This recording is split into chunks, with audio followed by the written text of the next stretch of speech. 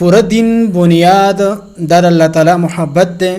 څومره چې د بندر الله تعالی سره محبت سیوا کیږي دومره بچینو بنده ته دینداری دا توفیق میلاویږي او دومره به بندر الله تعالی در زماندهی کوشش کوي. رسول الله صلی الله علیه وسلم فرمایي الحب اساسی، محبت دا زما بنیاد ده. نو محبت د وجنه بنده ته په عبادتو کې دا اسانتیاوي، بنده دا اعمال کوشش کوي چې باغی باندې الله تعالی خوشاليږي. بیا د محبت د بنده او د الله تعالی محبت کې درې فرقونه علما کرام بیانوي. لولنې فرق دار چې کله د بنده د یو سیز نه ير او خوف د څومره سیوا شي نو بنده راغی نه تختی لکه مار لړم والو، خو کله الله تعالی ویره څومره سیوا کیږي نو په دغه ویری سره بنده الله تعالی نه لری کیږي نه بلکې الله تعالی ته بنده نږدې کیږي.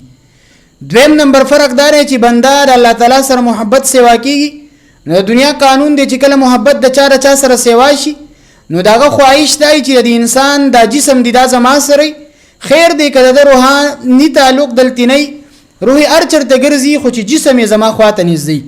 د الله تعالی محبت داسې دی چې بنده کله د الله تعالی سره محبتي نو الله تعالی وایي د بنده روحاني تعلق دی زما سره خیر دی که جسم د چرته یعنی کله په بازار کې دی هم د الله محبوب دی که په جمعات کې دی هم د الله محبوب دی او کله دنیا په یو بل کار کې لګیاره خو چې کله رده تعلق د دیندارۍ دی نو د الله تعالی محبوب وګرځي. دریم فرق د بنده او د الله تعالی محبت کې دار چې د بنده کله مجازي محبتونه د څومره سیوا کیږي نو دغه مجازي محبتونو د لپاره یو لوی قاتل لره انسان مرګ دی.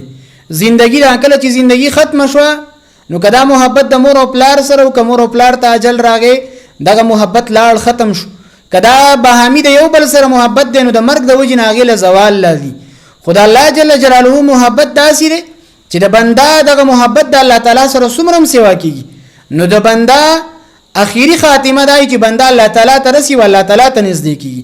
نو لہذا کوم خپل محبتونه در الله تعالی محبت وګرځو او خپل زندگی د الله تعالی د فرمانبردارۍ زندگی وګرځو. الحب اساسی د رسول الله صلی الله علیه وسلم کوم حدیث دی نو د دې مصداق به مونږ وګرځو او زمونږ به دنیا هم دا دین وګرځي او دین به هم چې د الله تعالی د محبت ذریعہ وګرځي.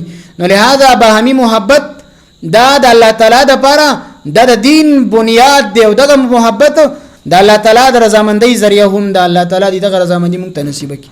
په دې کې یو ټک بلم راغی.